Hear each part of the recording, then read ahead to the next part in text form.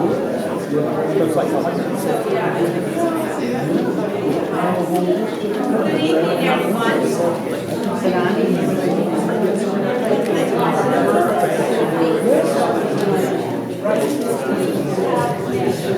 evening, everyone.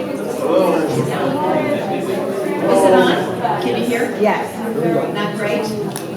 It shows that you're really going to have to speak into the microphones. Yeah. Okay. Welcome. I'm Sandy Galef, a member of the New York State Assembly representing the 95th Assembly District along the Hudson River and over to the town of Kent. And it's a pleasure to be here tonight. And I'd certainly like to thank Portland Town Hall and those who work for Town Hall for providing such a wonderful opportunity for us to be here to discuss and learn and decide what we can do individually on the whole issue of climate change. And I want to thank all of you for being here to take time out of your busy schedule and also to fight the, maybe what was it, 30-degree temperature outside, or I don't know whether it was less or not. But anyway, we thank you very much for being here. We continue to hear from the scientists and the news that we need to take immediate action to mitigate the effects of climate change and reduce our greenhouse gas emissions. And climate change can often feel like such an overwhelming issue. And yet, in the past few years, we have seen a surge in community advocacy, and all of you here tonight are a part of that, and legislative action that begins to treat the problem on the scale required. This year in Albany, we made environmental legislation a priority. And most notably, we passed the Community Leadership and Protection Act, laying out a plan for New York State to become carbon neutral by 2050, a very significant goal. This law will completely restructure our energy use, our land use, our transportation systems, and more. Many of our panelists will go into greater detail on this legislation.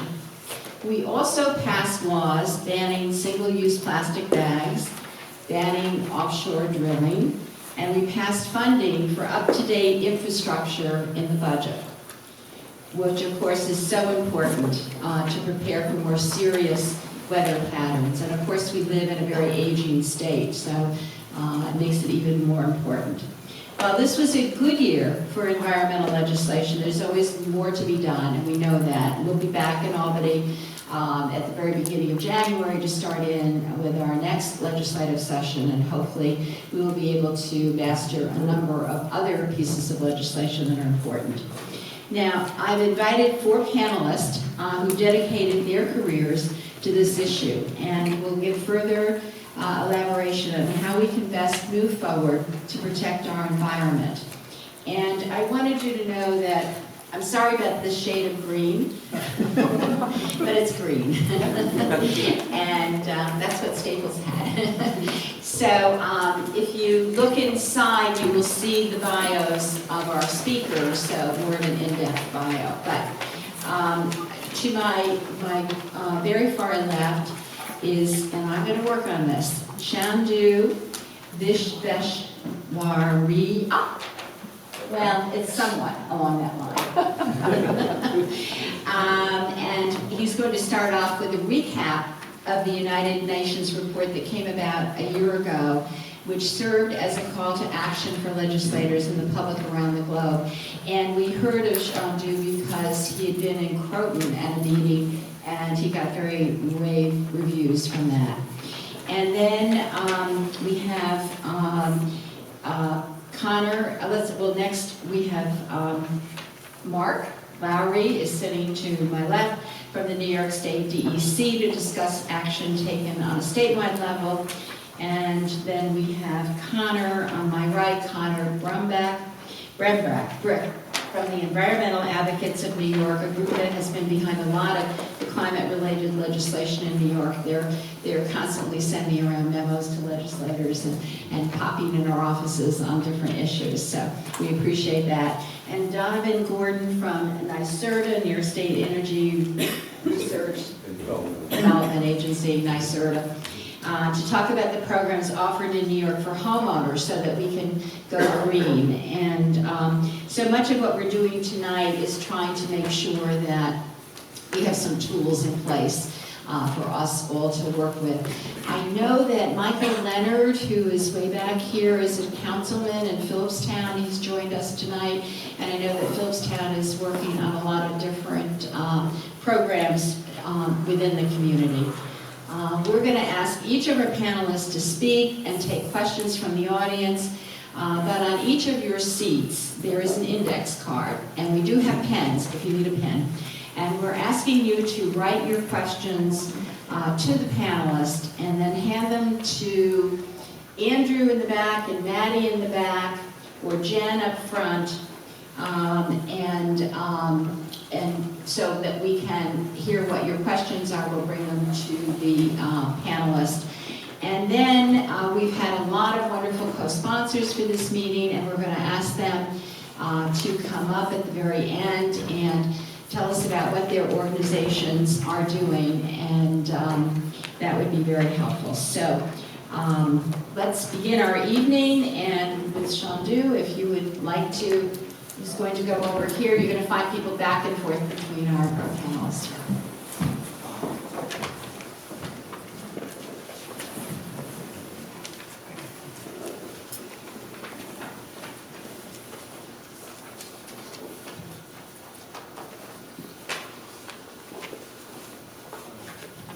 Check. It's working. Good evening, everyone. Good evening. First of all, thank you very much to Assemblywoman Sandy Galef and to Mandy Joel for this invitation to speak here. Some of you might have noticed that it's a little cold outside, which, believe it or not, is absolute proof that the poles are warming faster than anywhere else, and that's actually why it's cold here. If anybody wants to understand that better, we'll save it for Q&A. So, my job is to set the stage for this evening by summarizing the 48th report of the IPCC. And before I start, I will just say that my talk is all about the science. This is not political in any way. I'm just representing the science that's in that report. So let's just jump right into it. By way of background, what is the IPCC? The IPCC, can you hear me properly in the back? Sounds a little strange to me here. The IPCC is the Intergovernmental Panel on Climate Change, and it's the United Nations body that is tasked with understanding climate science. This body released a new report in October of 2018, and that's the subject of my presentation. Make no mistake about it, IPCC sets the gold standard for scientific reports. These are thoroughly peer-reviewed, 91 scientists from 40 countries collaborating, 6,000 cited references, 42,000 comments and reviews. This is very rigorous stuff, and frankly, written in a very pedantic style. So my job is to interpret that in a little bit of lay-person language. By way of background, many of you are aware that the Paris Accord set a limit of 2 degrees centigrade for global warming, where the goal is to limit our warming to 2 degrees centigrade.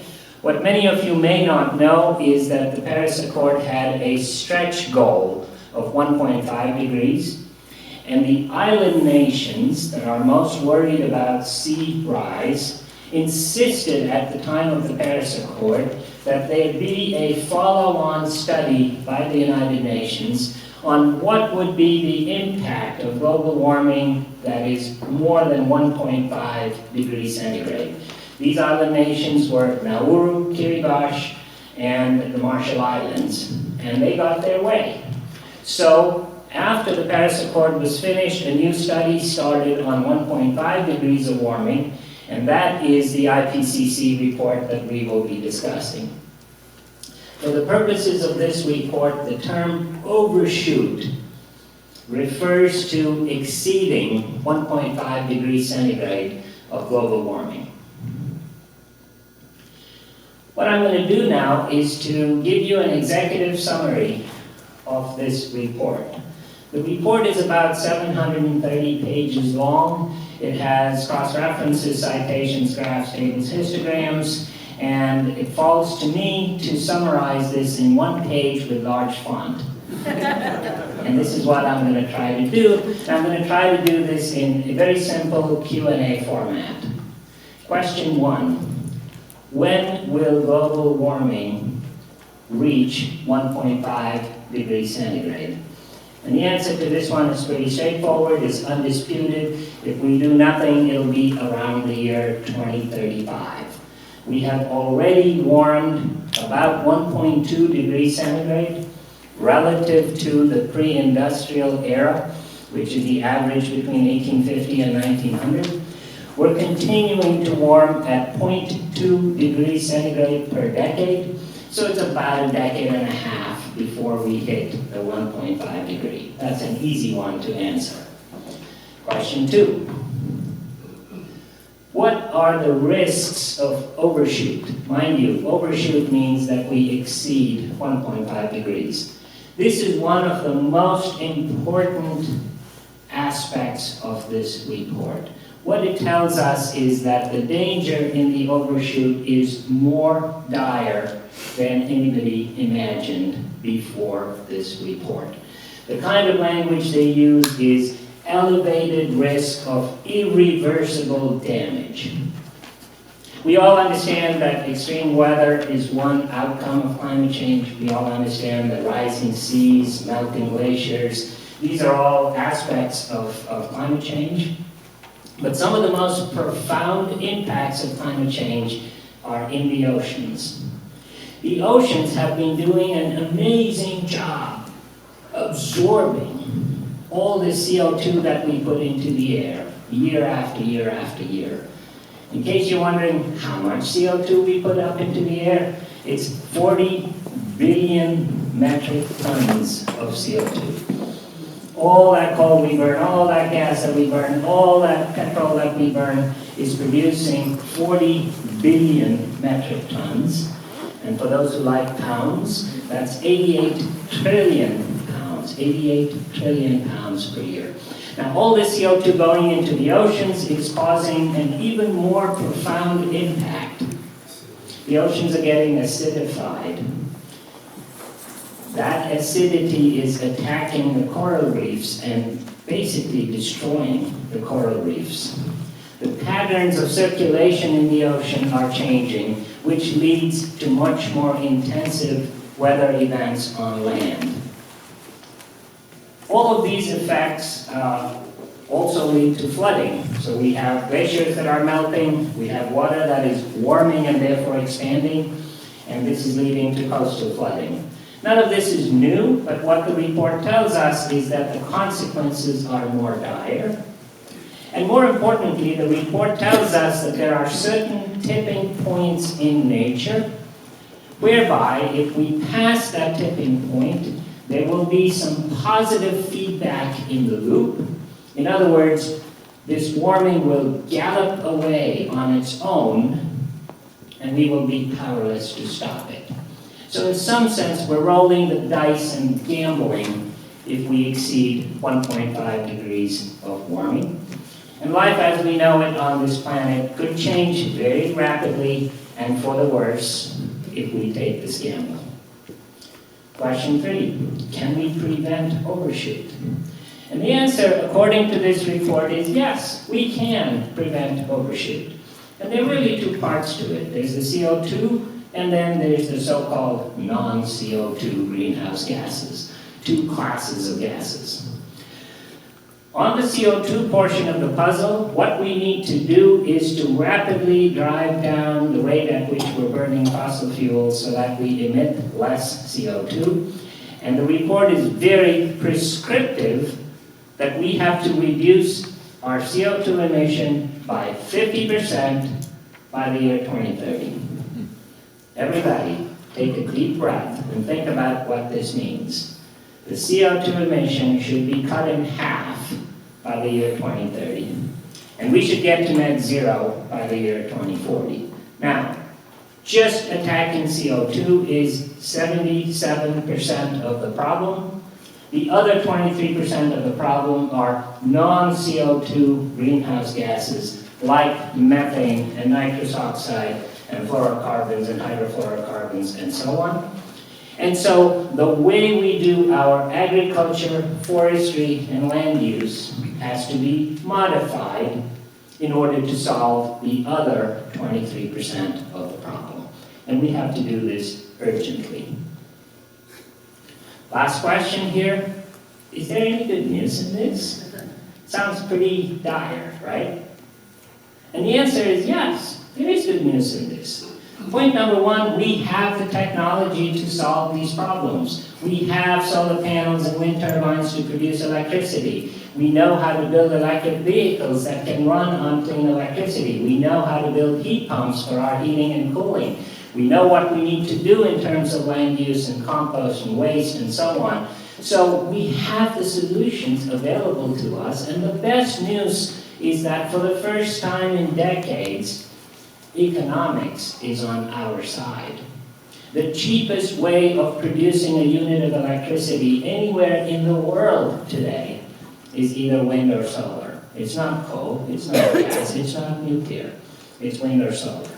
So economics is on our side, and we have the technology. We need the will and the financing in some cases to really adopt these solutions and push them along very, very quickly.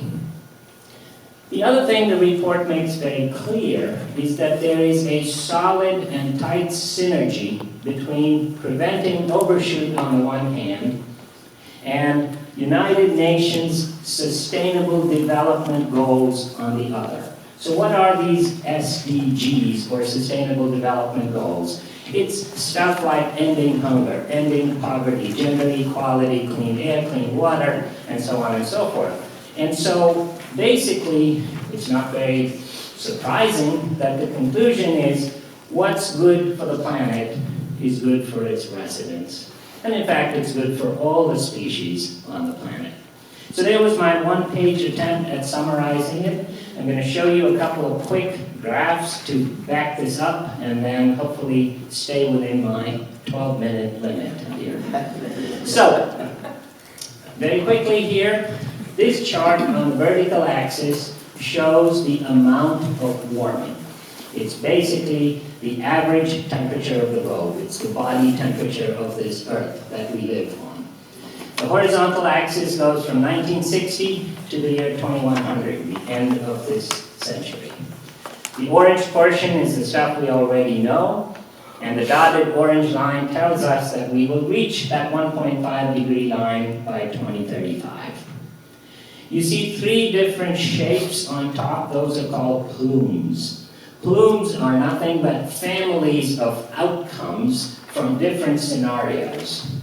And so what the IPCC scientists did was to study three different scenarios, and they plotted all the probable outcomes from these scenarios. And what you should be looking at is a line that's in the middle of these plumes, because that's the most likely outcome of each of these plumes. So stated very simply, the blue scenario here is the only one that minimizes the chance of overshoot, because that dotted line in the middle of the plume kisses the 1.5 degree centigrade line roughly mid-century and then backs off. But at the end of the century, we still will not have cooled to the temperature we are at today. So we're going to warm for some more time and then back off on that. So what is this blue scenario? The blue scenario assumes that we drive carbon dioxide to zero by 2040, and that we hold non-carbon dioxide emissions flat. In other words, we stop increasing the non-CO2 emissions. That's the only scenario that minimizes the chances of overshoot. This picture, it's a little hard for you to see in the back, so I'll describe it, is one of my favorites from all of those 730 pages. On the vertical axis here is the amount of CO2 that we emit every single year. And we're today at about 40 billion tons. Every line in this chart is a pathway of reducing our emissions. All of the gray pathways fail to prevent overshoot, and all of the aqua-colored pathways are successful in preventing overshoot. So what is the attribute of all those pathways that are successful? The simple answer is they all achieve a 50% reduction by the year 2030. In other words, there's no time to wait. There's no wiggle room. We got to get going now. If you wait till 2030 and then have very aggressive reductions, it's too late. Certain tipping points will have been achieved by that. So this really tells us the urgency of the decade that's in front of us. Last one here. I'm not going to read through any of this, but you might wonder, well, Paris said 2 degrees. I read in the popular press that we may warm 5 degrees and 6 degrees. God help us, right? What's all this fuss about 1.5? So this table tells you the additional danger of 2 degrees of warming over and above 1.5. And what I would call to your attention is that just the coastal flooding would be 10 million additional people being displaced. This is being called the 6th Great Extinction. The last one was 40 million years ago when the dinosaurs died. We're losing species at an incredible rate. Arctic ice in the summer will disappear once per decade instead of once per century if we have 2 degrees of warming instead of 1.5. And in terms of livestock, poverty, people, migration, the consequences are unimaginable in the several hundred million people negatively affected. This is a future that we must find a way to avoid. I want to take a moment to mention something that we're doing right in this area to fight climate change. This is a not-for-profit called Croton 100. This is trying to get Croton to be 100% emission-free by the year 2040 by reducing our emissions 5% per year for the next 20 years. The way it will work is neighbors influencing neighbors on choices of car, choices of furnace, choices of diet, choices of community solar, and so on and so forth. It's for education and influence amongst the community, amongst the neighbors. And I would invite you to visit croton100.org. If you feel so moved, take the pledge, talk to us, volunteer, donate. We need all the help that we can get. I'm going to end with a quote. This quote accompanied the press release when the IPCC report came out. And it says, limiting global warming to 1.5 degrees centigrade would require rapid, far-reaching, and unprecedented changes in all aspects of society. So I ask everybody in this room, on a personal level, are you taking rapid, far-reaching, and unprecedented changes? On a professional level, are you taking rapid, far-reaching, unprecedented changes? At a community and politics level, are you taking rapid, far-reaching, and unprecedented changes? Please ask yourself these questions. Thank you.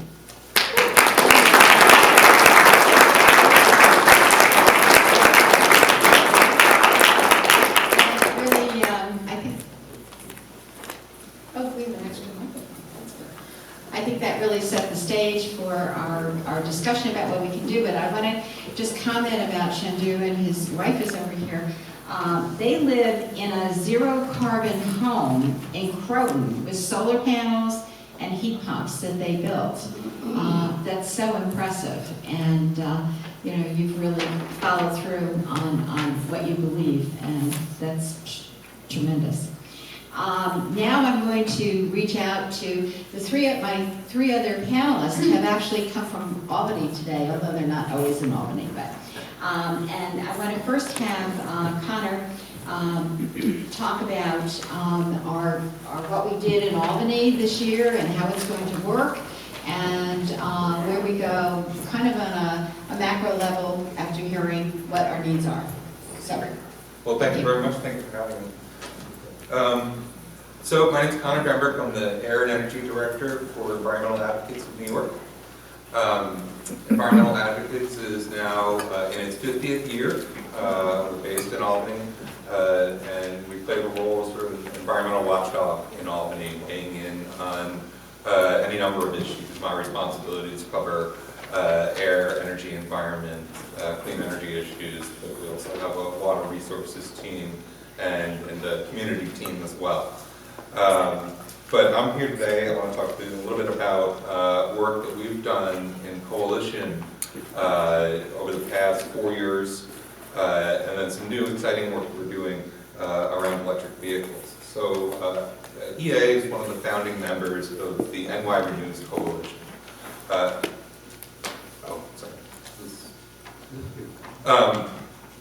So the NY Renews Coalition came together about 4 years ago with the goal of changing the climate debate, bringing new voices to it.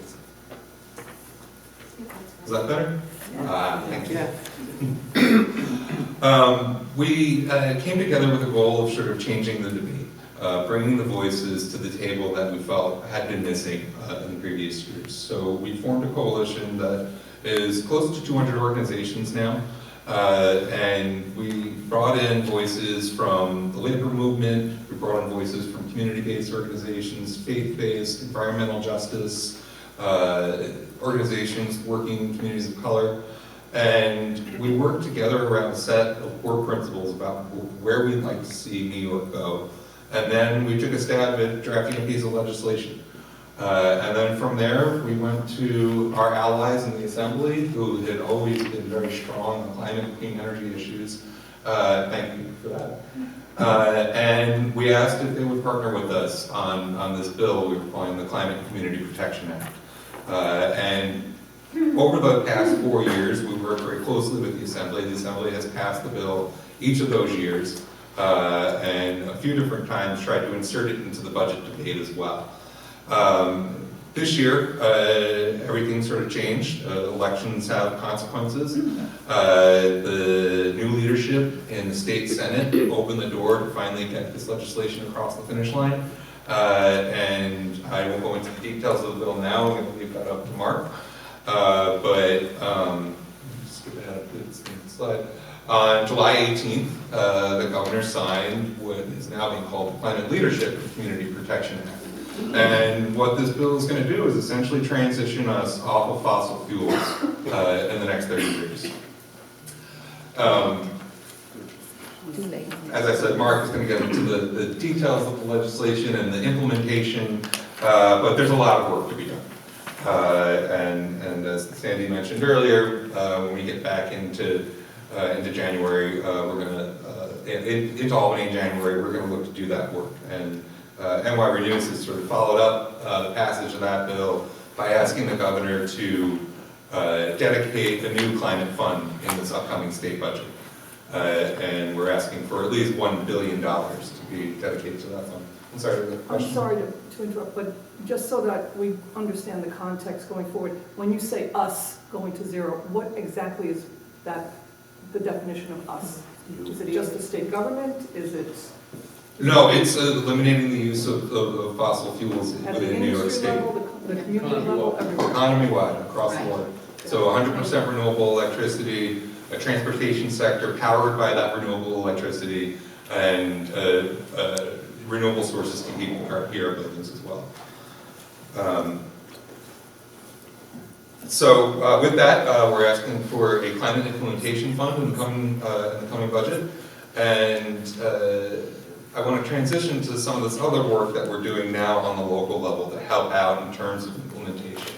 And that's the Renew Coalition that we're calling Electrify NY. I see one of our partners in the coalition, Sustainable Westchester, in the back there. And here the thinking is, okay, now we have this great new law in place. Let's look around and see, how it can now be implemented. We looked at all the different areas. The renewable electricity area is pretty well covered here in the state. We're going to hear a little bit about energy efficiency solutions that can be taken for buildings. But the transportation sector is really just wide open. And our goal is to work with municipalities to have them lead by example when it comes to electrifying the transportation sector. So we set out a goal of having all electric public transit fleets statewide by the year 2040. State policies and resources to help transition those fleets. So part of that dedicated climate fund going to municipalities to help them transfer their own vehicle fleets to electric vehicles and to invest in the infrastructure that's needed in the communities to help community members also make that transition. So the big thing with transportation is that is our largest collective source of carbon emissions here in New York, around 35%. There are, I think, somewhere in the area of 11.7 vehicles registered here in New York State. Those vehicles are either going to have to be, well, the number of those vehicles are either going to have to be reduced, and they're all going to have to be replaced with, in our view, electric models if we're going to actually meet our goal. Right now, we're in a spot where there's roughly 50,000 electric vehicles on the road here in New York State, so we got a long ways to go.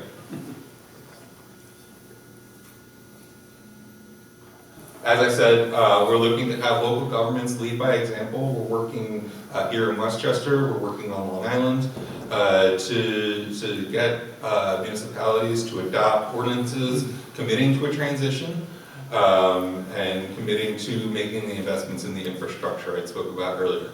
And to that end, we created what we're calling our municipal toolkit. You can check it out on the Electrify NY website. It's a living, dynamic document that we have up on that website, where we're constantly updating it with examples of what municipalities across the country are doing when it comes to promoting electric vehicles. So the next couple of slides, I'll just quickly run through a number of these examples and then turn it over to Mark. So what we're asking communities to do is sort of take that first step and do a comprehensive assessment of their government fleet and to come up with a plan that year by year, as vehicles start to retire, how they can be replaced with electric vehicles and what kinds of infrastructure needs the municipalities are going to have to invest in order to maintain that fleet. So when I say infrastructure needs, I'm talking about charging stations, essentially. And then we're asking them to make that clean fleet commitment, to actually formally commit to transitioning their fleet to full electric by the year 2040. We're starting to see some progress around that, municipalities on Long Island and here in Westchester. We're asking municipalities to look into aggregate purchasing and shared services to work together as they make this transition. And with that, we have examples of the vehicle marketplace that's run by the state's Office of General Services, where you can submit requests for bids very specific to what type of vehicle you might like, what type of electric vehicle you're looking for. There's also the Climate Mayor's Electric Vehicle Purchasing Collaborative. These are mayors from across the country that are trying to do the same thing to take advantage of these economies of scale. Another key to it, as I mentioned, is EV charging infrastructure. Now, as a lot of folks, a lot of households, as they now transition and take on electric vehicles, mostly they're going to be charging at home. Electric vehicles these days are coming in with ranges anywhere from 200 to over 300 miles per charge. So there's not going to really be that much of a need to have charging stations all over the communities. But for households that don't live in a single family household, that are multi-family households, or lower income households, might not have access to clean vehicles. So this is where we believe municipalities can play a big role in making sure that that access to the EV charging infrastructure and other clean vehicle alternatives are there for those members of the community. Finally, we're pointing out different best practices that are out there, and NYSERDA has compiled a number of those for municipalities to rely on for different actions they can take to promote EVs in their communities. Things like EV-ready building codes, for example. All new construction be put forth in a manner that could take on an electric vehicle and charging infrastructure if that time eventually came. Parking policies, creating favorable spots for electric vehicles, making sure that parking structures are also EV ready to take on charging stations, and other various incentives to encourage the uptake of EVs in the community. Again, public access to charging infrastructure, as I mentioned earlier, municipalities can play a big role there through property tax exemptions or making sure that there's publicly accessible chargers on government property. And then finally, education and awareness. Making sure that people are aware that the technology's out there, it's accessible, the costs are coming down, making sure that they have access to the various cost comparison tools that are out there. Again, NYSERDA has a great cost comparison tool where you can look at an internal combustion engine vehicle and compare it to an electric vehicle, and it'll lay out all the savings, and at which point, in terms of fuel savings, maintenance costs, and things of that nature. So you get a good idea about what you're getting into when you get into an EV. And I will pause with that, and thank you very much. Thank you so much.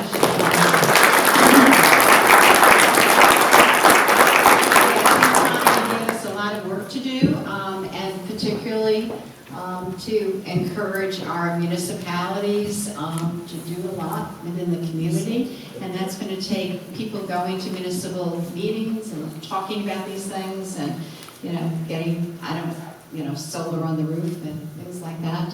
So you've given us a wonderful challenge and information to go get from the website.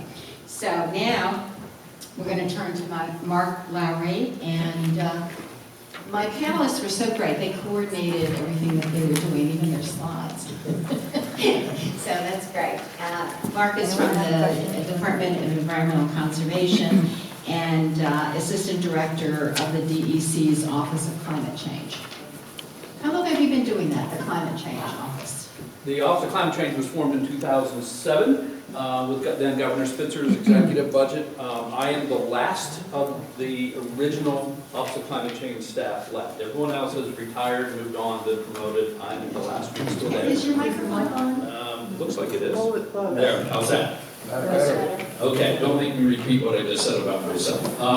The Office of Climate Change currently comprises 9 staff, 8 professional level staff, and a secretary. And our role, our job is to coordinate New York State's response to climate change, both in terms of mitigation of greenhouse gas emissions and adapting to the effects of climate change. We do not by any means do that job ourselves. We work very closely with our friends like NYSERDA, the Department of Public Service, the Department of Health, Department of State, about 19 or 20 different agencies and authorities we have close working relationships with, and those relationships will continue to grow, I'm sure, over the next several years. I won't go through all of this because Chandu did an excellent job of going through some of the climate science and some of the ramifications of some of the projections. I'll just make the last point. Another way of stating some of the factoids that Chandu mentioned is that some of the same reports that he mentioned indicated that if we, and by that I mean global society, continue emitting greenhouse gases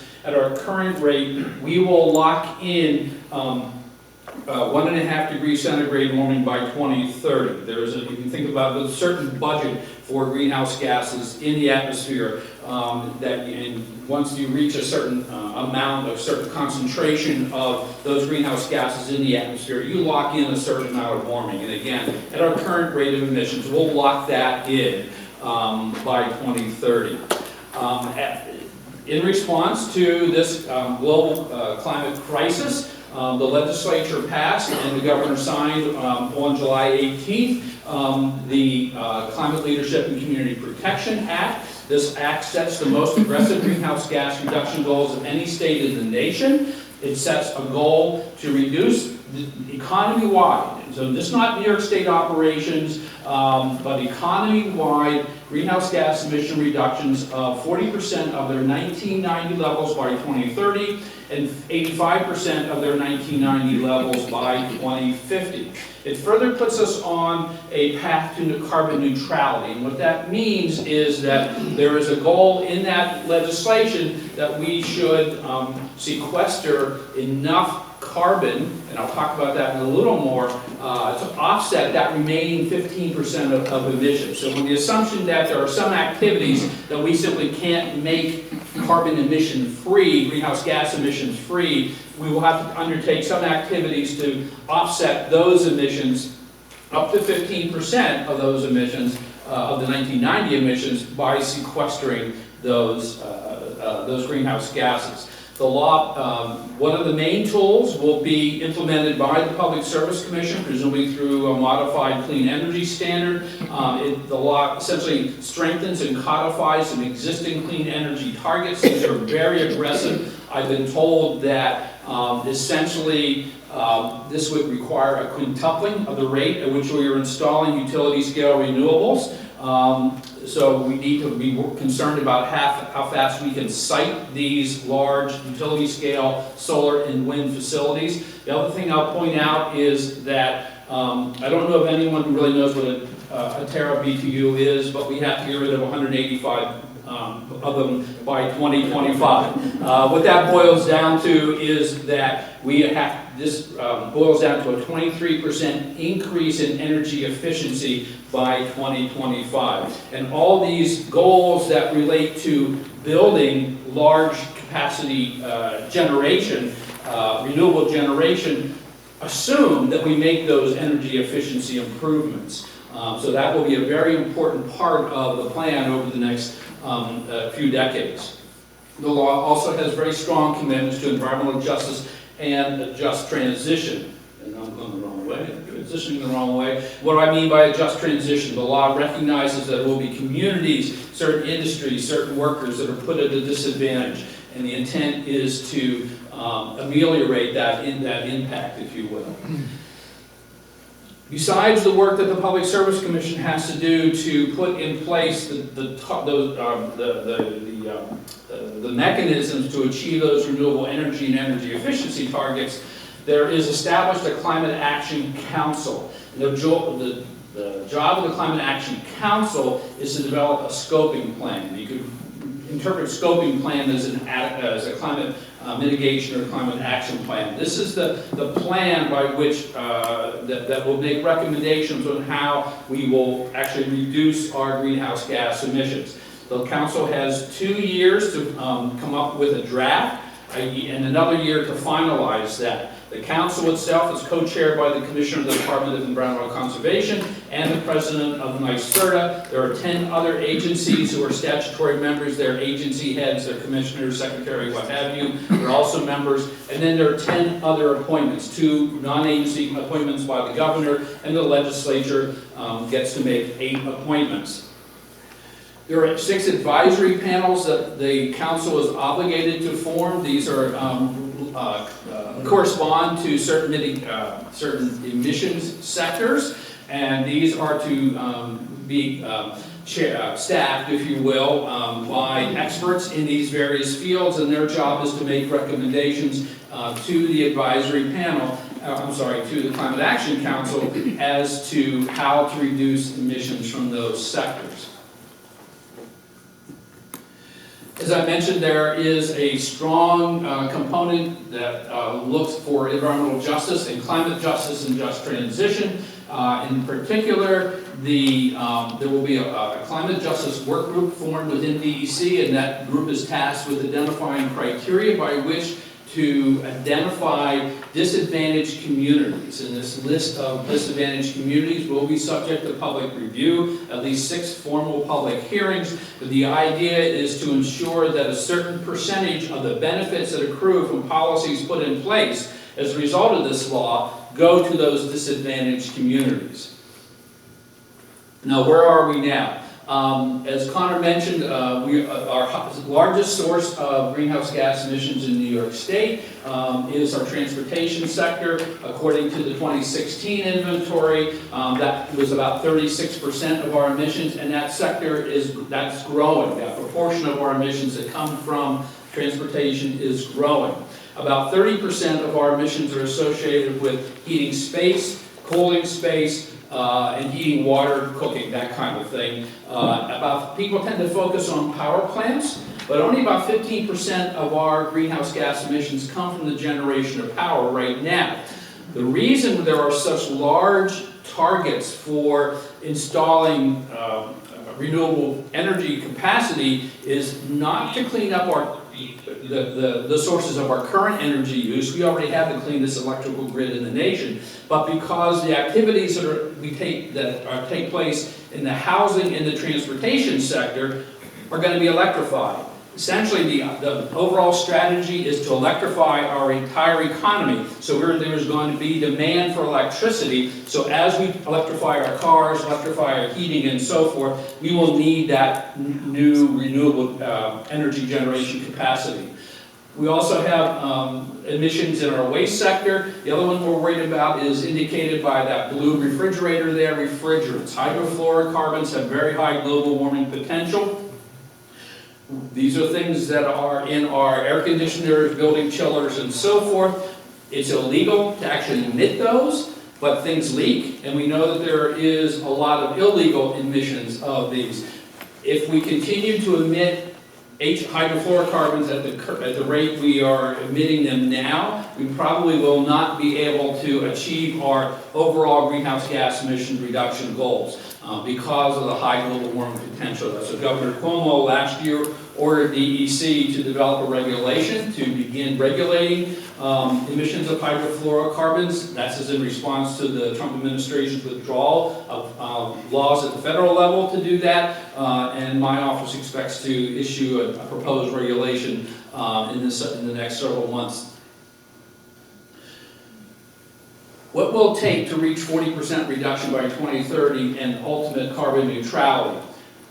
We don't know yet because the plan hasn't been written yet, and not all the analysis has been done, but we know enough to make some general comments. And if you want to look at that histogram, first of all, the bar on the left, your left, are the 1990 emissions at about 240 million metric tons, I believe.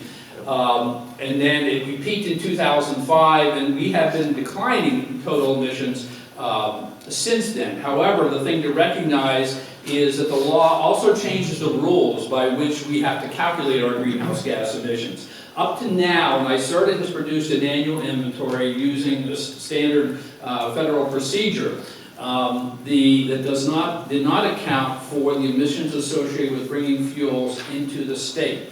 The law transfers responsibility for releasing the New York State greenhouse gas inventory to the Department of Environmental Conservation. We will still rely on NYSERDA's expertise, but we are also now required by the law to account for the emissions, the upstream emissions of bringing fuels into New York State. So now we're going to go back and recalculate what was estimated for 1990, and a number of these numbers will change somewhat. The thing to be aware of is that the rightmost histobar is at, I think, currently 36 million metric tons.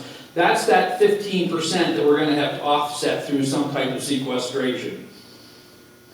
So what do you do at the local level? Most of us do not have the opportunity to participate at the international level, the national level, or even at the state level, although I will encourage you to participate in the stakeholder opportunities that are available as we develop the scoping plan. But we all have the opportunity to participate at the local level. New York State in 2009 launched an interagency program known as the Climate Smart Communities Program. This has grown to be the most comprehensive state program in the nation to provide support for local climate action. We provide free technical assistance currently through NYSERDA's Clean Energy Community Coordinators. There is guidance and tools available on our website. There is funding available, including for rebates for municipally owned or leased zero emissions vehicles and installation of charging infrastructure, and grants that we provide for mitigation projects and adaptation projects. There are currently 283 registered climate smart communities in the state. 35 of them here in Westchester. Westchester was very much the home of early adopters. Not all of the early adopters that took the pledge readily in 2009, 2010 have really followed through as much as we would like, and we'll talk about that in a moment. In 2014, having recognized that we needed a leadership recognition program, and we needed to provide a framework that could guide local planning, we announced the Climate Smart Community Certification Program. So every community that takes the pledge is known as a registered Climate Smart Community. But if you, as a community, documents completed actions and reaches a certain threshold, then we can say you are a certified Climate Smart Community. There are 34 of those. The town of Cortland was part of the pilot in 2014. It was one of the original 6 climate smart communities, certified climate smart communities. Unfortunately, your certification only lasts for 5 years. And we had to essentially rescind the town of Cortland's certification this past year because the town did not reapply. I would encourage you that for whatever reason, talk to your town, get reorganized into a climate smart community task force. Have the town fathers, leaders, better term, town leaders, appoint a coordinator and get back on the bandwagon. Now is the time to commit or recommit, make a plan, develop a climate action plan, follow it. We can provide, as I said, technical and funding assistance and prepare for the long haul.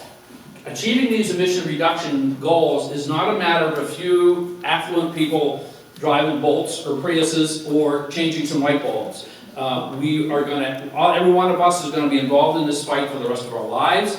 Our children will have to do this, and so we need to set up a plan that provides for sustained action at the local level as well as the state, national, and international levels. Thank you.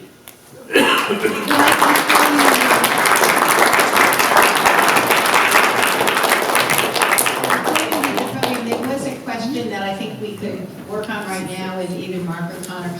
The status of the appointees to the boards and committees that are part of our New York State law. Have they been appointed yet? Do we know? The legislative minority leaders, the leader in each of the 2 chambers have made their appointments.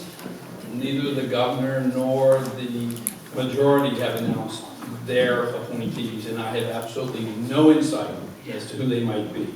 The Senate majority and Senate minority leader's appointment was Gavin Donahue, and I remember him because I just used to work for him. There's another minority member appointed a representative from the gas supply industry. Okay, so we're partly there. Partly. We can't yet have a meeting until we have all the The players. law does not take effect until January 1st, and that's Okay. an important point I forgot to mention. Okay, that's good to know. All right, and our very last speaker, Donovan Gordon, who's going to talk about NYSERDA. Before you start, with the slides that we have, if anybody wants a copy of them, could you send them to us, and then we'll send them out? You just call my office, and we'll send them to you. Does that work? Okay? Okay. All right. Okay, well, thank you very much for having me, Assemblywoman Galef, and fellow panelists. I'm not going to break the trend here. That side stood up, this side's going to sit down. Use a baseball metaphor. Yeah, I'm batting cleanup, so I'm going to take it home, and I'm literally going to make it useful to you about your homes.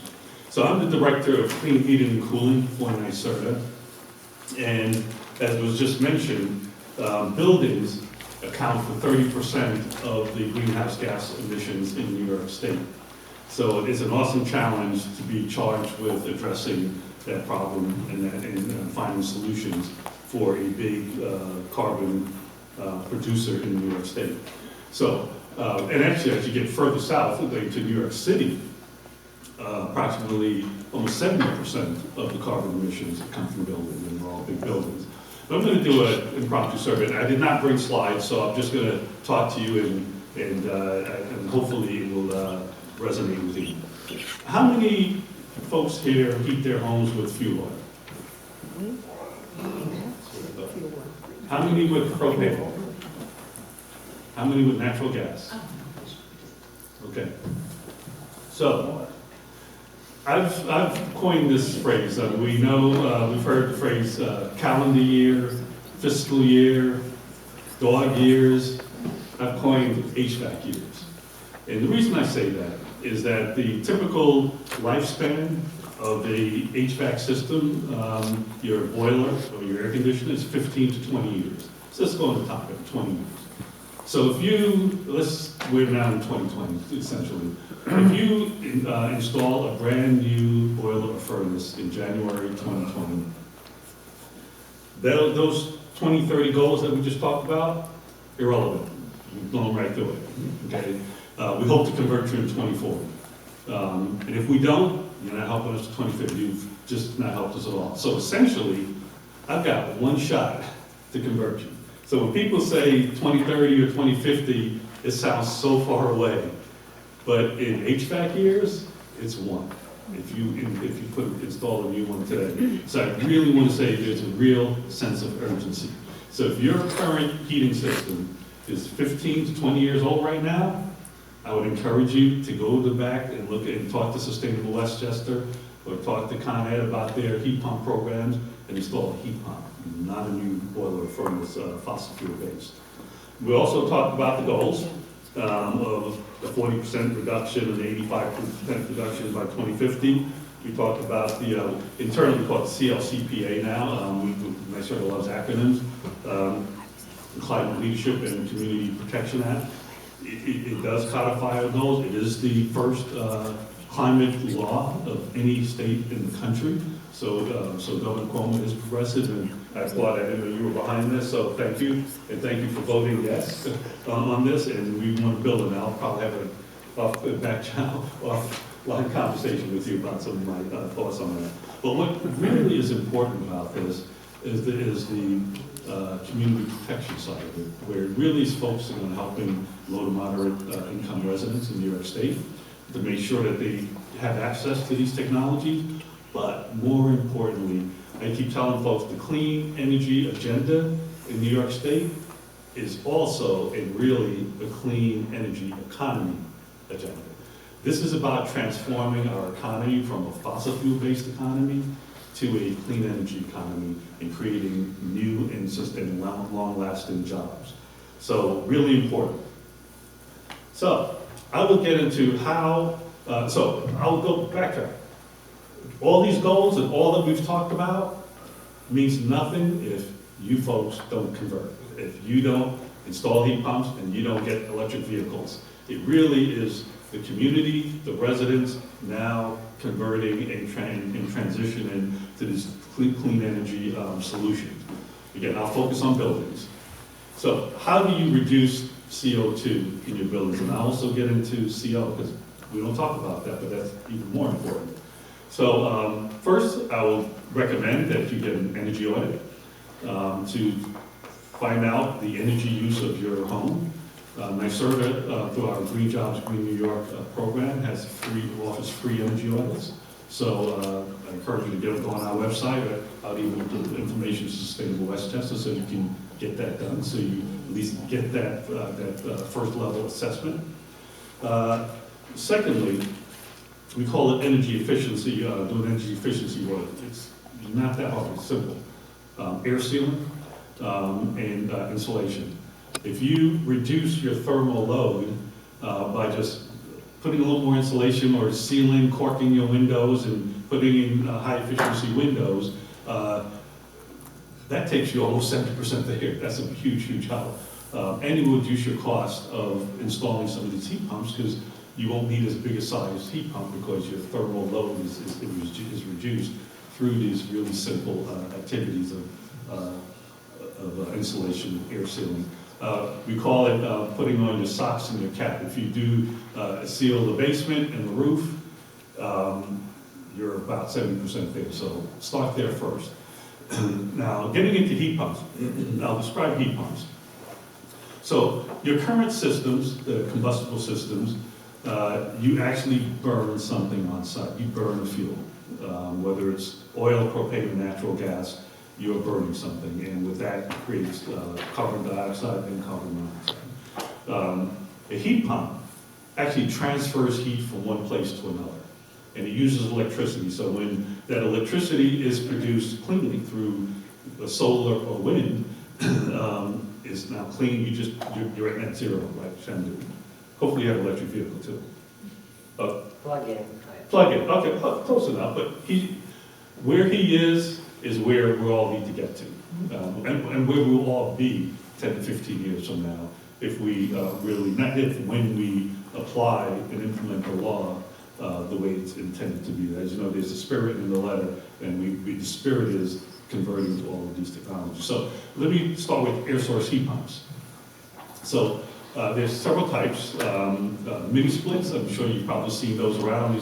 Those things that sort of mounted on the wall. Those are mini splits. They're very cost effective and can do a job for in a small space, so you can put multiple units throughout the home.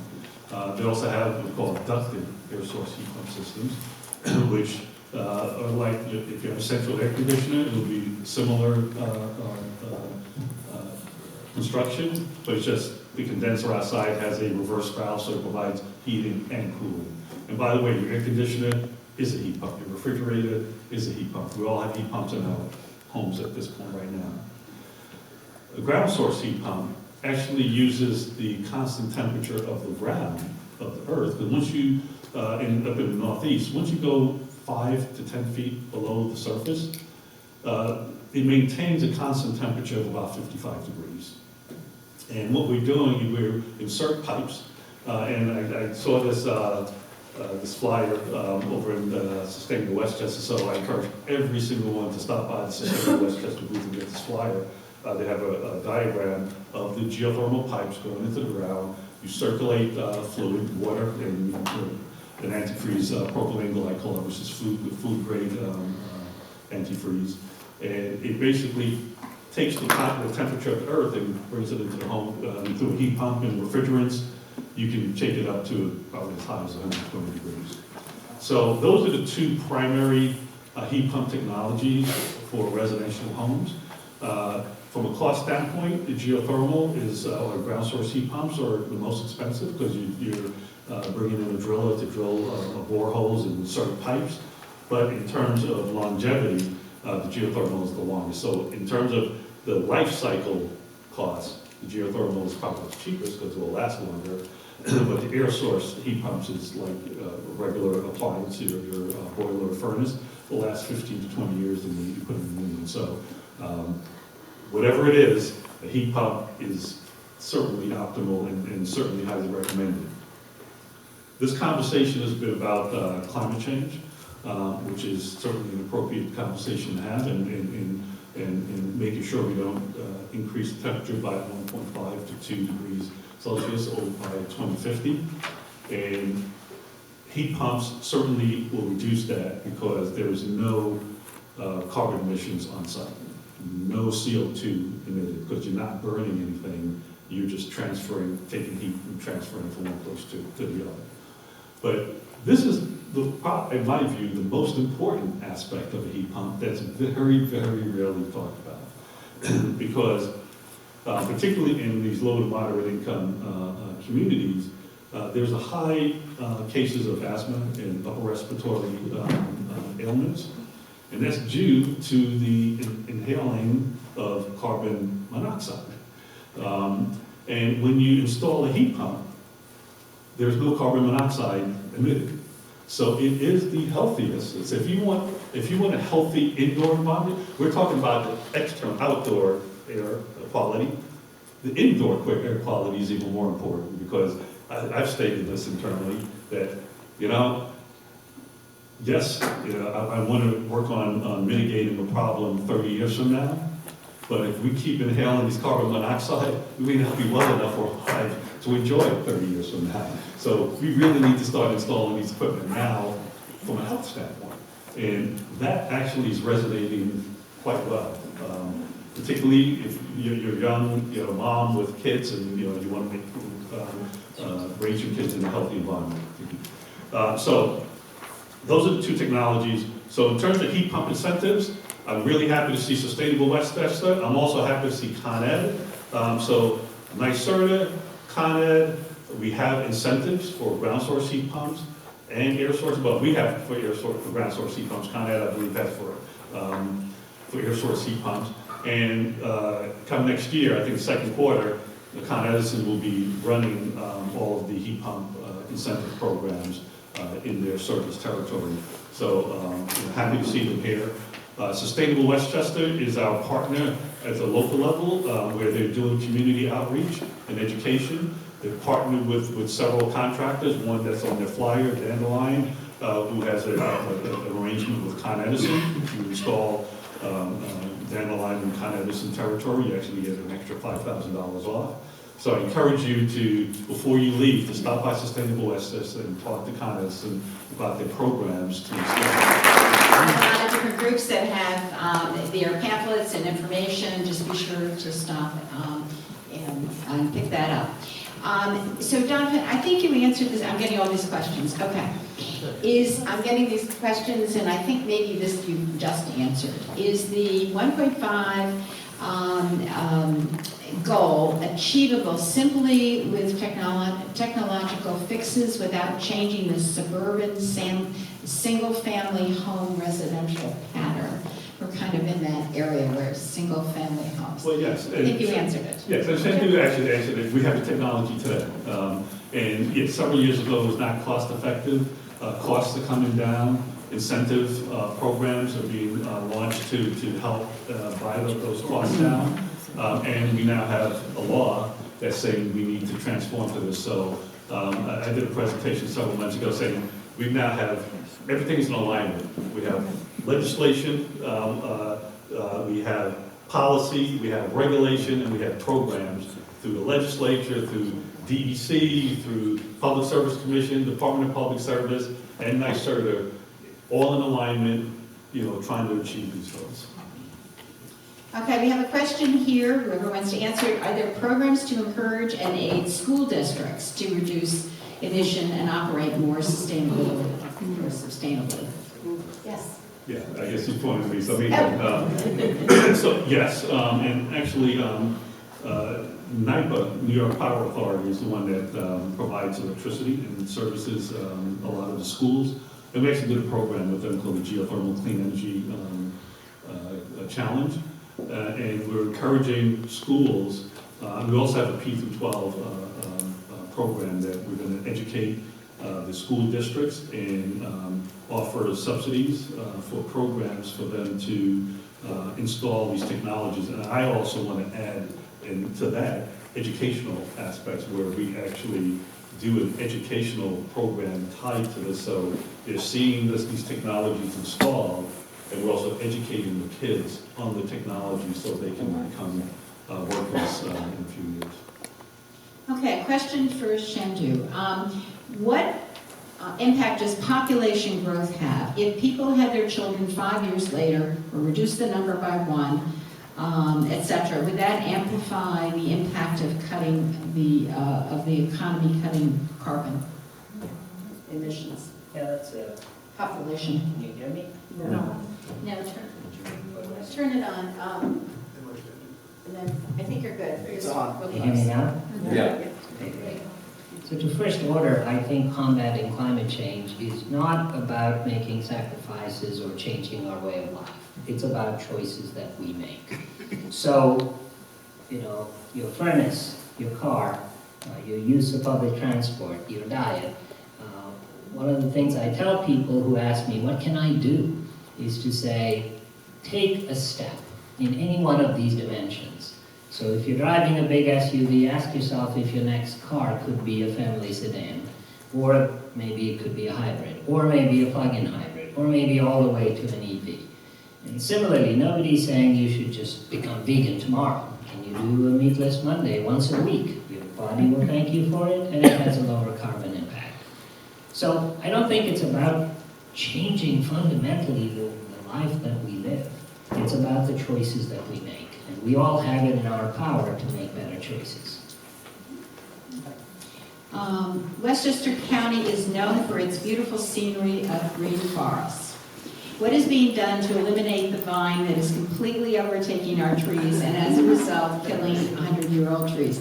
This may be for the Department of Transportation, I'm not sure, along our major roads, but we want to comment about how we're going to save our trees in this environment. No.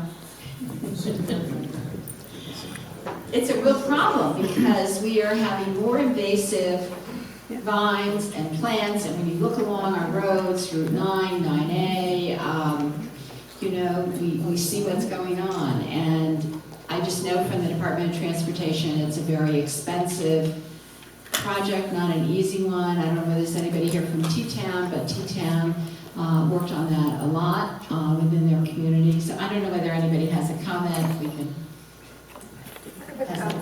Okay. I would only, if I could just comment that we do, without knowing any of the specifics about the vine that's taking over Westchester or what's being done about it, we certainly anticipate that climate change, one of the worst effects that we were likely to see, one of the most damaging effects to both our agricultural systems and our natural ecosystems are invasive species and pests that are likely to become more prevalent, perhaps leading us to use more pesticides and having still more than health effects and environmental effects from the increased use of pesticides. So certainly it's something that we have to be aware of when we think about how we are adapting to climate change and how we're going to address those invasive and pest species.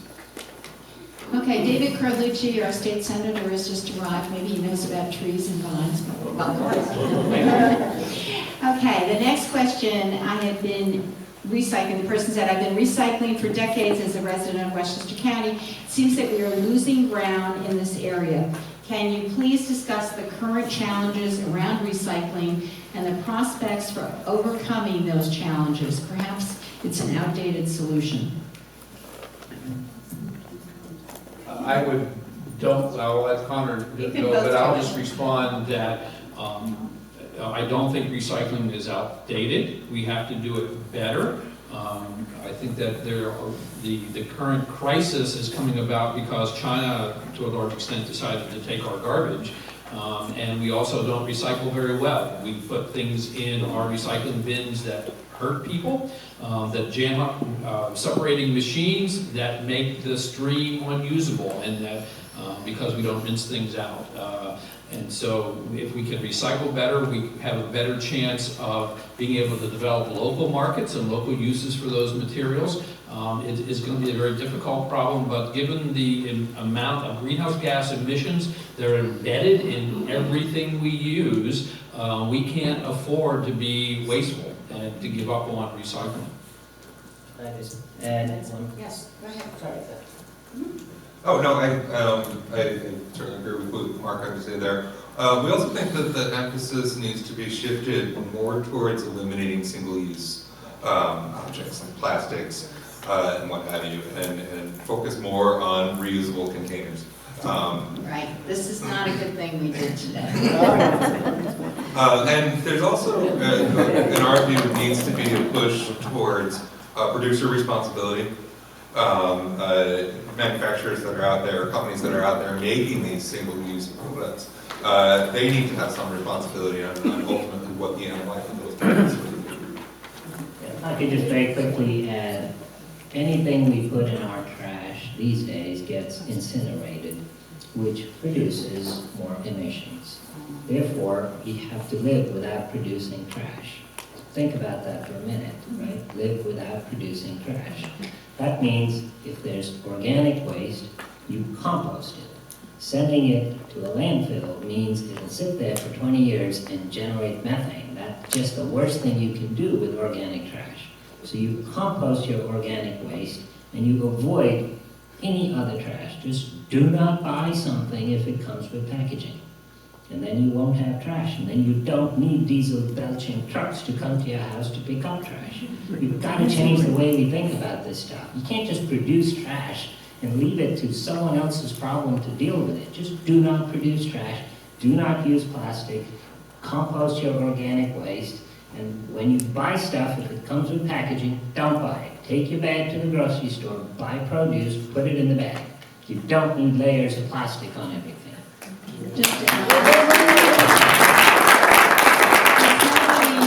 Hear from the county, but I think the county contract for the Wheeler Grader solid waste plant just had a part of it for food waste, I believe. I'm not sure, there's nobody here from the county, but I think it did. Okay, next question. New York is taking a leading role in emissions. What are you seeing from other states? Are most states moving forward with some action plans? Do we know where other people are? Yes, California certainly is very progressive. In the Northeast, Massachusetts is also doing a lot. Connecticut is, I try to have meetings or conference calls with several other states, Northeast states, Massachusetts, New Hampshire, Vermont. They're all trying. Maine has got some aggressive goals as well too. So it's catching on. A lot of states are moving progressive. Let me just add very quickly to that. Internationally speaking, 60 countries have declared a goal of getting to net zero economy-wide. The most aggressive of those 60 countries is Norway by 2032. And this includes all their maritime infrastructure, which is going to be a real challenge. The last bit of getting fully neutral is by offsetting. That's usually how it works to get the last mile there. Within the United States, there are 8 states and Washington, D.C. that have either legislation or gubernatorial executive order to get to net zero.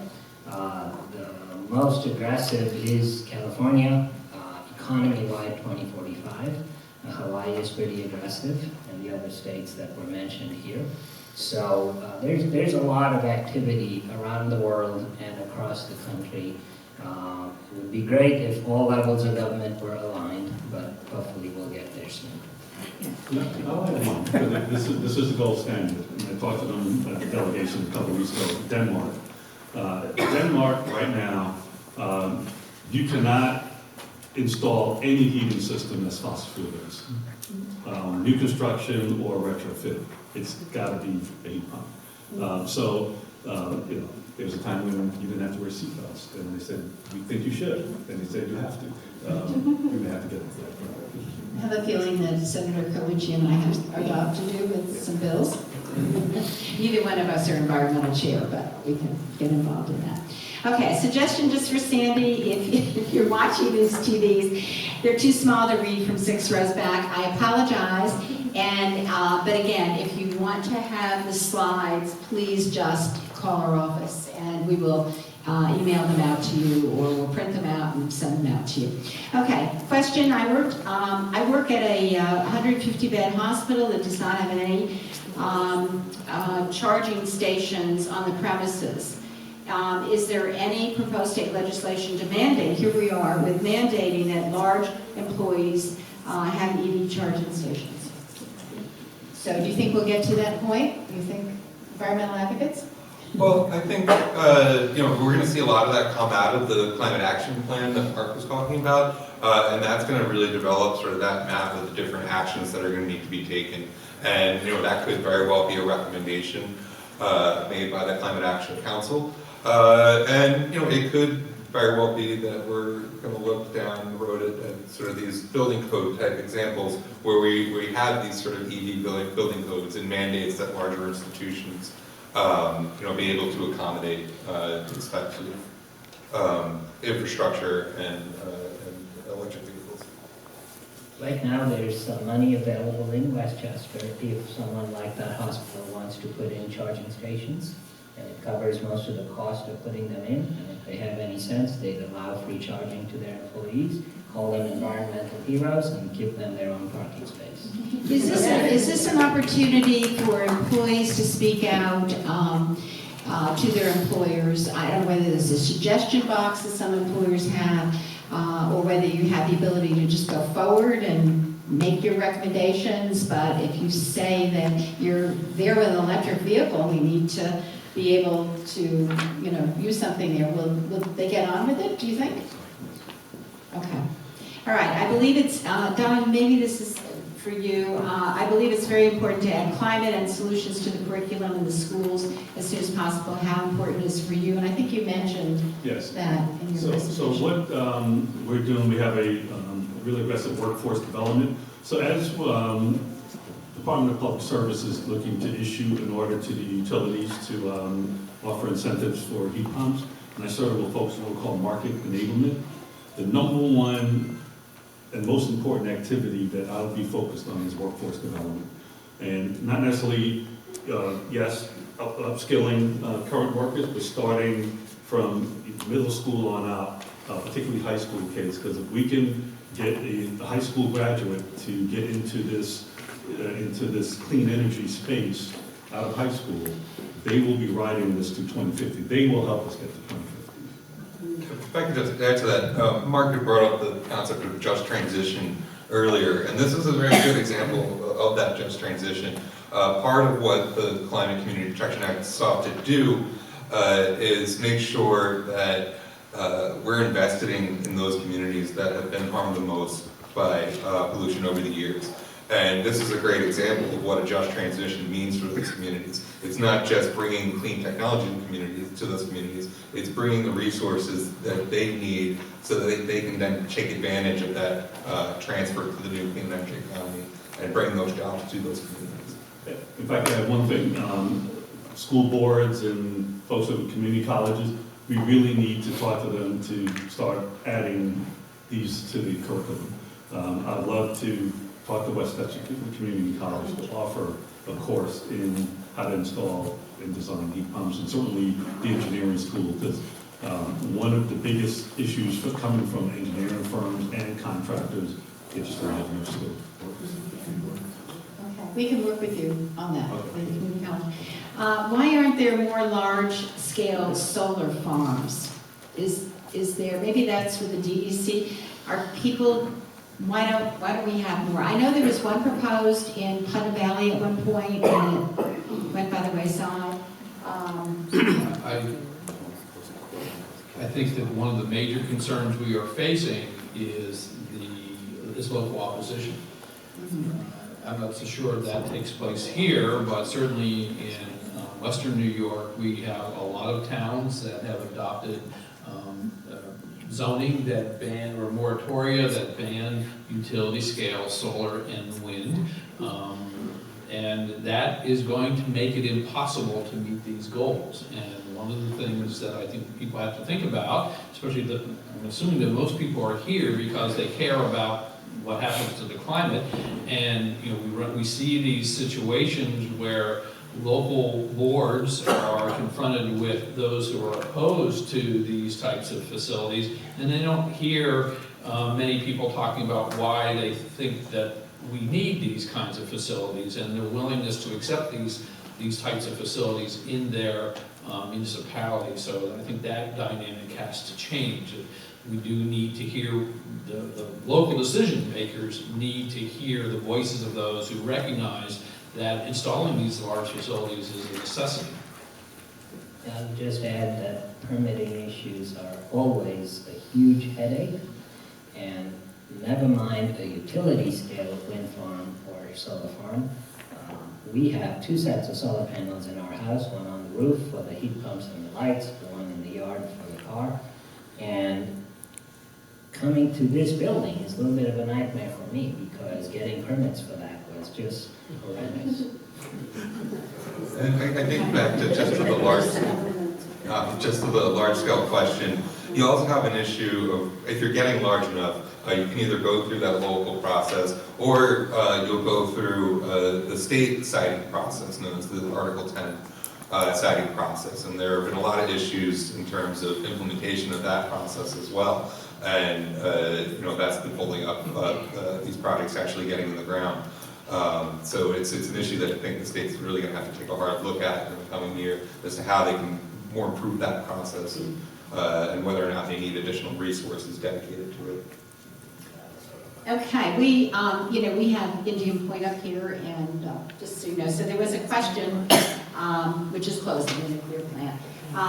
And there were some questions here about, why are we doing that, if that's better for our environment, or what is the plan to increase the added electricity that will be needed? And then there's another question here about New York State doesn't use frack gas or allowing fracking, but it does allow other states to transport frack gas across New York State, and that we stop. Does anybody want to comment on any of those particular items? Well, I'll take this.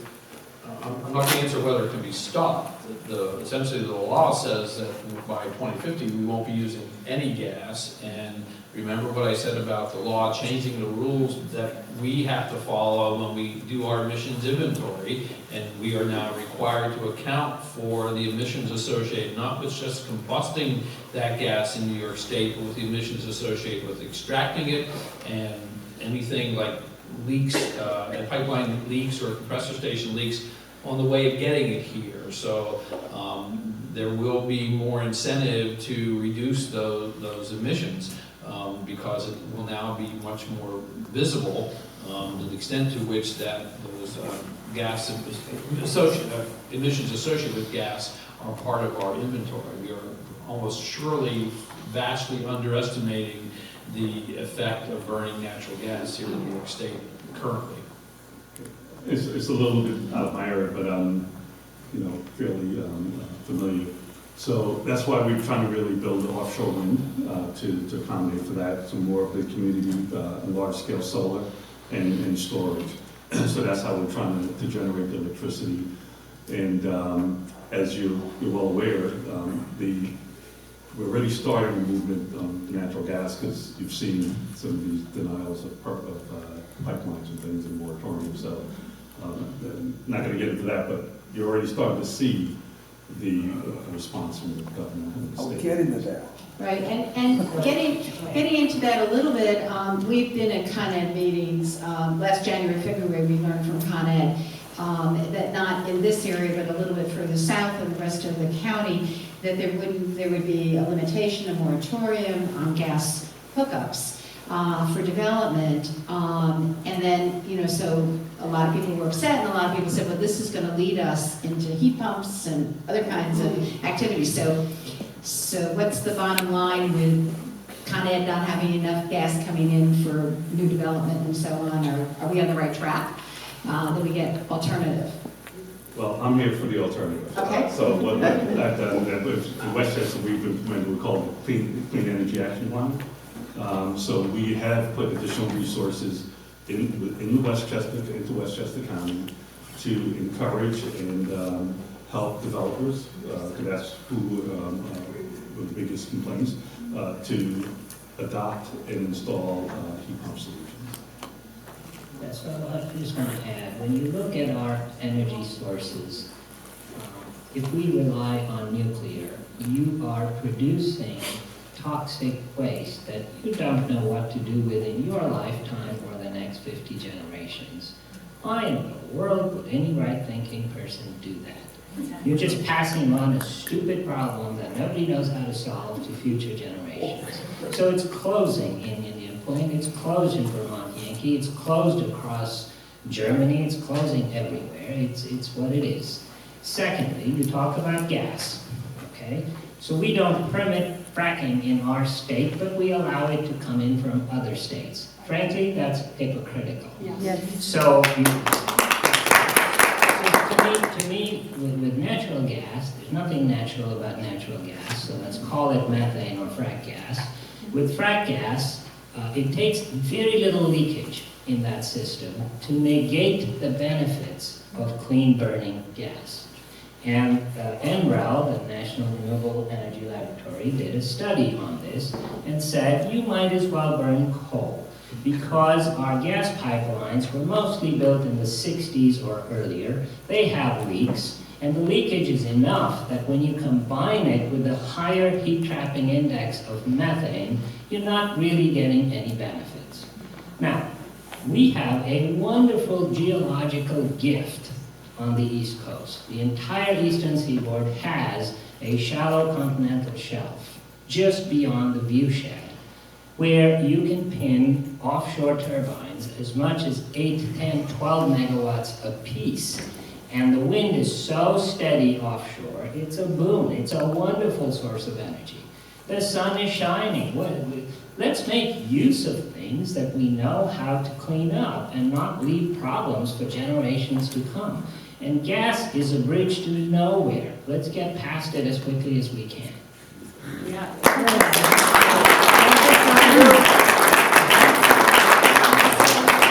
We're just going to do like 3 quick questions, and then we're going to let some of the groups come up. Maybe they want to come up here so they can explain some of the things that they're working on. So we have a question about wind and solar sources for electricity are not constant or controllable.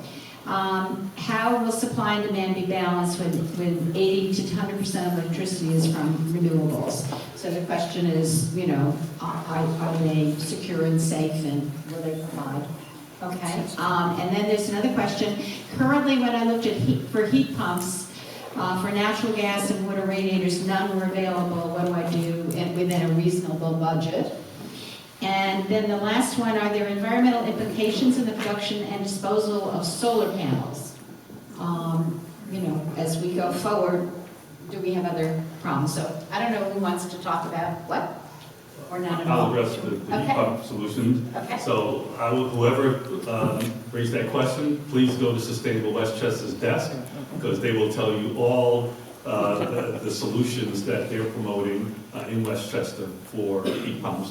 And also Con Ed, because they have this arrangement with Dandelion. So heat pumps are here, they work, and they're cost effective, whether it's air source or ground source. So they will be able to answer. If you can't, they can't, come to me or go to the NYSERDA's website. Okay, In terrific. terms of the intermittency, you'll notice that those goals that I put up there include 3 gigawatts of battery storage. That is intended to help balance load and account for that intermittency. That's a lot of storage. It can be battery, it could be pump storage, but that's the intent. And we will also need better transmission lines to move power around so we can get it from the world and a little bit further south. But also better transmission will help us balance demand with sources. Yeah, Mark, and batteries are not the only way of dealing with intermittency. That's a big part of it. And thanks to electronics and then electric vehicles, battery technology is just getting better and cheaper all the time. But in addition to that, a smarter grid will help us balance our needs with what nature is providing to us. In other words, when the sun is shining and the wind is blowing, we'll charge your car at night, and then we'll pause it if necessary until the wind picks up again. And you won't know the difference in the morning. Or we'll turn thermostats down by half a degree across 1 million homes to postpone or prepone a load. So there's many ways of doing this, and digital solutions are part of it, a smarter grid is part of it, and battery storage, of course, is going to be a big part of it. So again, this is a problem that we know how to deal with it, and there are other parts of the world that get 100% of their energy during certain parts of the year from renewables, and they're able to manage their grid, so we can too. And one last thing, in an emergency, your electric vehicle is a battery and can be used in a pinch if you really need to get some energy for a couple of minutes. I actually stay at the Holiday Inn Express up in Albany, and they have a place, if I had an electric vehicle, for me to plug in. They have a couple places, which is very good. Could I, There was a question about the environmental Totally. impact of solar panels. include the solar panels? Yes. Is there a negative on the solar panels? Do we know what we're getting into? I mean, I think with any product that's being produced, you know, there's going to be ways that you have to deal with the end of life, and it's certainly something that is worth taking a look at and making sure that we do have sort of that producer responsibility in place, that they have sort of end of life plans for what to do with these panels as they age out and get replaced. I'm sorry we didn't get through all, they were wonderful questions. We just didn't get through all of them, but some of them are repetitive of what we had. I'd like to ask the Hudson Highlands Land Trust, are they here?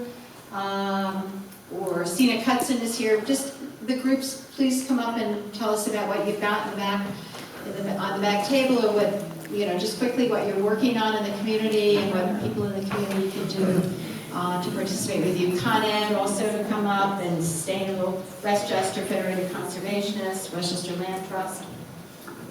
Introduce yourself. Good evening, everyone. My name is Lori Ensinger, and I'm the president. Is the microphone on? Yeah. Is that better? You hold the other one. Maybe hold the other one. My name is Lori Ensinger, and I'm the president of the Westchester Land Trust. I'm here to be a voice for the land. Westchester Land Trust is a 501c3 nonprofit. We're headquartered right here in Westchester County in Bedford Hills. Our mission territory is all of Westchester County and the eastern half of Putnam County, so a very large service territory. Our mission is to work with public and private landowners to preserve land in perpetuity and to protect the natural resources in Westchester and eastern Putnam. We focus on the most environmentally sensitive lands that are in our midst. And over our 31 years of existence, we've preserved nearly 9,000 acres. So I think one or more of our panelists may challenge me on this statistic, but to give you a sense of how important this is for the topic of tonight, when you think very simplistically about net carbon emissions, we emit CO2 through the burning of fossil fuels, and then we can sequester or sink it through several functions, but predominantly through our natural lands. So what Westchester Land Trust tries to do in this equation is to provide and preserve forever those natural lands that act as carbon sinks.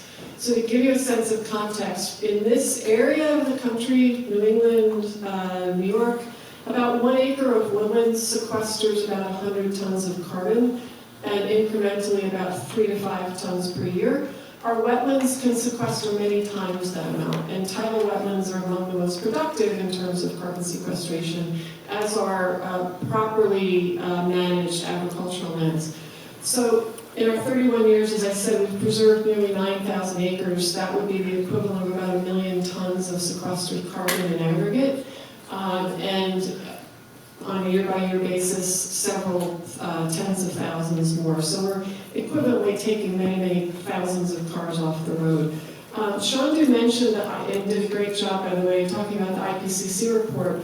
Chandu, I think the 2019 report was specifically addressing land and climate. So the role that land use plays, and what we believe is that natural lands can be about 1/3 of the solution. So emissions and reducing emissions are key and critical and absolutely mandatory, but saving our natural lands is the other part of the equation that we can't forget about. So what you can do is understand how you can preserve lands in your community. Westchester Land Trust is your regional land trust for Westchester. I'll try to answer the tree question if I might. No, just, we have to get through everybody else and slow down. Can you do it in 2 words? The trees. There are many tree swarms, so join up with vine cutters across the county, and it's because it's expensive. We rely on people like you to help us. So there are many organizations throughout the county who will do that. Thank you so much. I will not answer the tree question.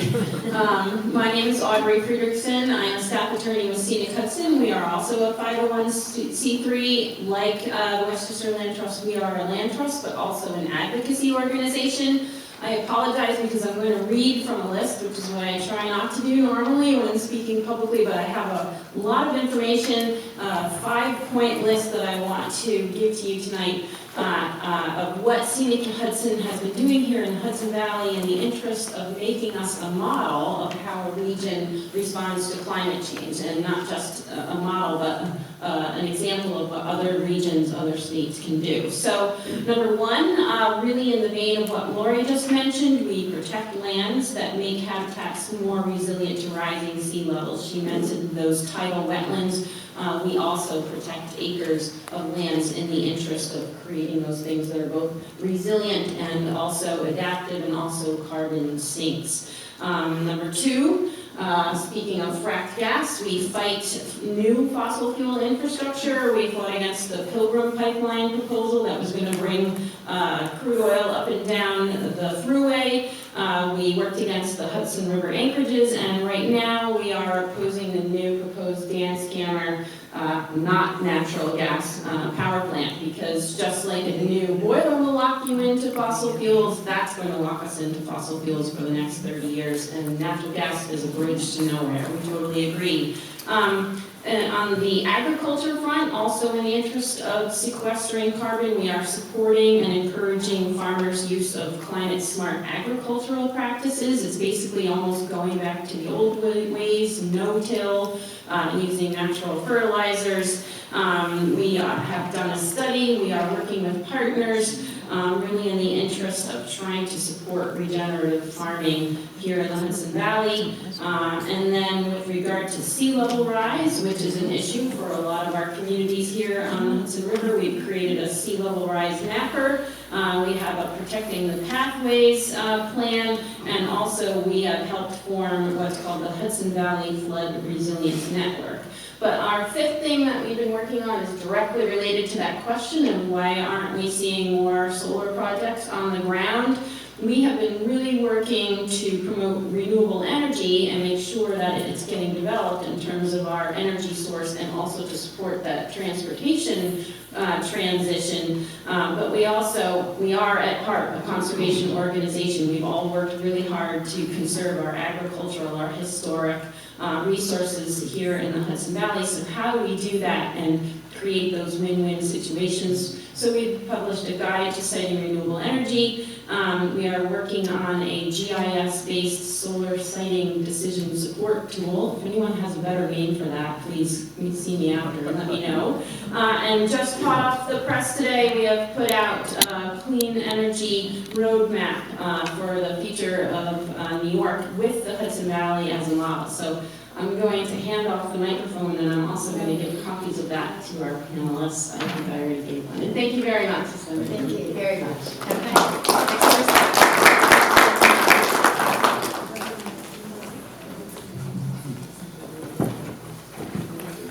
Hi everybody, my name is Jeff Rosenzweig. I'm with Con Edison. I'm here with my colleague Adam Smith. We are both in a division of Con Edison that's referred to as the Energy Efficiency and Demand Management Group. It is our group that's responsible for advising clients, specifically as far as I am concerned, commercial and industrial clients, the largest in New York, advising them on how to become more energy efficient and the incentives or incentive programs that are available to those companies to take advantage of, to inspire them and assist them financially in taking on energy efficiency projects.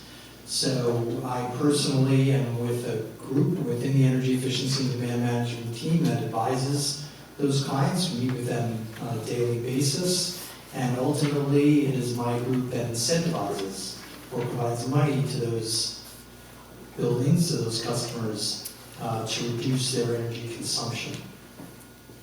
We do this for two reasons. One reason is because it's a lot cheaper to financially incentivize customers to become more energy efficient than it is to build new pipelines and build new wires. We could not literally give away all the money that we had to give away last year, tens of millions of dollars. We have the same on board for 2020. And I'm literally in the enviable position of trying to get our customers to take that money from us. Now, of course, in order to get that money from us, they have to take on these energy efficiency projects, but it's there for the taking. And the biggest problem we have is an awareness issue in making our programs, putting our programs out there. The second reason that we do this is because we have mandates by the state, by the Public Service Commission, to achieve certain energy reduction goals in our portfolio. So we, as a group, as a company, have mandates. We have goals to achieve. We as a group, the Energy Efficiency and Demand Management Group, have goals to achieve. And I as an individual have goals to achieve. So that is the purpose of our program. So these incentives are paid based on the energy reduction. We pay in dollars per therm reduced. On an annualized basis, we pay in dollars per kilowatt hour reduced based on these projects. And these projects could be literally, if you think about a building and you think about everything that the building utilizes that consumes electricity or natural gas, if there's any retrofits done to that equipment, if there's any change-outs, if there's any replacement of that equipment, that results in a reduction in energy consumption, that is what we will incentivize for. And with that said, what I'd like to do is hand it over to my colleague who also works within the Energy Efficiency Group with a slightly different role. Could I just ask, as you're trading here, I have Central Hudson also in my district and NYSEG. Do all the utility companies have programs like yours, or are you unique? Do you know? I can't speak for NYSEG or any other utilities. I know that it's not uncommon, but I also know that Con Edison is one of the more progressive utilities in that regard. Okay, maybe because you're New York City, too. Maybe it's because New York State, like California, has imposed greater mandates. Another thing, and this is in reference to something that was discussed earlier. In April, there were a set of laws passed in New York, generally referred to as the Climate Mobilization Act. But one law is referred to as a Local Law 97. Beginning in 2023, buildings that do not maintain or reach a certain level of CO2 reduction are going to get penalized. They're going to have a financial penalty imposed upon them beginning in 2023. It's going to significantly get ramped up starting in 2030. So it's now, all these buildings in Manhattan, and that law applies to buildings greater than 20,000 square feet, and that amounts to about 50,000 buildings within New York. So we're talking about, as you walk down the streets of Midtown Manhattan, every building you look up at is a building that's going to be fined if they don't achieve these goals. So energy efficiency projects are a key method for them to do that, to reduce their energy usage. There are other means by which they can achieve those carbon reduction targets or obtain those targets, but energy efficiency is certainly one of the easier ways to go about doing it. And we incentivize on the commercial industrial side, but as has been discussed quite a bit tonight, there are incentives available for multifamily buildings, there are incentives available for small businesses, and there are incentives available for homeowners. Okay, Adam, a minute? Very good, thank you. Thanks, Charlie. I am familiar with the Central Hudson rebates. Central Hudson does have additional rebates, same thing as Con Edison. It's just they're laid out a little bit differently. So every utility pretty much has a website, and you can just get steered when you go there to look for their energy management, energy savings, and you can get additional information based on that. More focused on my particular role with Con Ed, I work with a group called Non-Pipeline Solutions, and we were established to kind of facilitate the electrification or bringing on heat pumps with NYSERDA. As you mentioned, that we'll be taking over those rebates in the second quarter of next year. So there's more to come with that starting next year. But in the interim, we are basically, our group initially is doing enhancements on the energy efficiency portfolio. So we do have weatherization contractors, we do have ground source contractors working with us. So we can elaborate more on that. Just feel free, we'll be here for a few extra minutes after this, and we can talk to you more about that. And there's going to be a lot more focus on heat pumps and electrification moving forward. So please be aware and look for additional rebates. Thank you. Should we And our answer last- questions or Deb, do you? pass? I do have a question.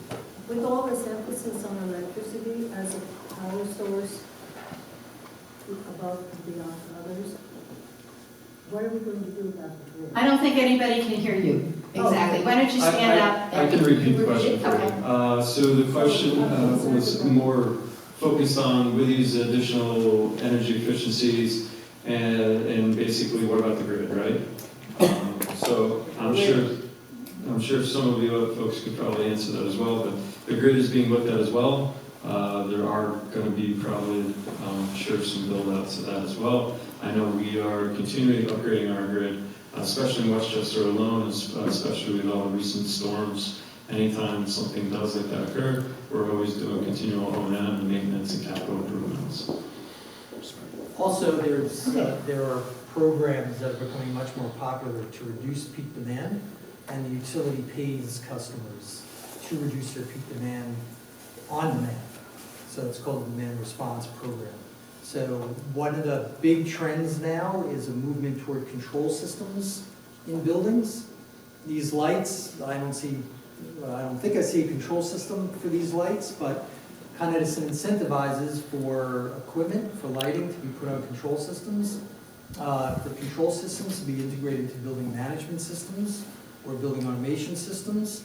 And what being on those control systems allows a building to do is it allows that building to be on a demand response program with the utility. So if the utility calls them up during a peak demand day, particularly a hot summer day, say, and says, we need you to reduce your consumption, your load, tomorrow between these hours, all that building has to do is go to their control system and reduce their lights from 80% to 60%, or shut off one of their air handler units on the roof or something like that, right? So that is a key way that the utility could help reduce the demand levels, which helps reduce the strain on the systems. I'm going to thank you, all of the speakers. Oh, we have one more. Yep, sorry. Tell us where you're from. Yes, hi, I'm Kathy Golubuski. I'm with Sustainable Westchester. I'm also a 25-year resident of Portland Manor. Sustainable Westchester is also a nonprofit. It's a consortium of almost all the municipalities in Westchester County except for 2, and also the county itself is a member. And we work with them to promote and create different sustainable programs. Many of them you've heard about through the other organizations. You've heard our name from NYSERDA several times. We have 5 main focus programs. The Heat Smart program you heard about from NYSERDA. It is community-based, but we also will have information for just all the residents in the county. And we also have a commercial Heat Smart program, very active now, going along with what Con Ed was talking about. The Clean Transportation Program works closely for Electrifying New York. And we also have an individual program with Nissan New Rochelle. You can get a discount off a Nissan Leaf. So you get a really good deal on an electric vehicle. We were talking about solar. Right now we're concentrating on community solar. We talked about the solar farms. And many of the projects we have now are on buildings where we're not using, land is not being used. And there's information at the table. It's a guaranteed savings off your electric bill if you're not a candidate for solar or, don't want solar or live in an apartment or a condo. The other program we have is waste reduction and recycling, zero waste, which, we talked about recycling. It's really important to continue to do that. And right now there's a couple of programs going on in schools to teach students how to recycle properly, so you don't do it improperly and mess it up. And the other one of our biggest programs is the Westchester Power Program. That's our energy program. There are 27 municipalities in the program, and it's an aggregation where we go out and purchase electric supply in bulk at a fixed rate. And out of the 27 municipalities, 24 are in the renewable supply option. So whatever those kilowatt hours used, that amount of energy is backed 100% by New York State hydropower. It's also a program, if a municipality belongs, it goes towards their climate smart certification. So, that's really important too. I have all the information back on the table if you're interested in any specific program. Thank you so much. And we've had so many different groups here in Westchester and Putnam. We have the Hudson Highlands Land Trustees were co-sponsors of the event, T-Town, Federated Conservationists of Westchester, Hudson Valley Community Power Program, Riverkeepers, Sierra Club, Putnam County Land Trust, Citizens Climate Lobby, and the Croton Conservatory Advisory Council. And I just really like to thank our speakers, Shandu, Mark, Connor, David. They were wonderful.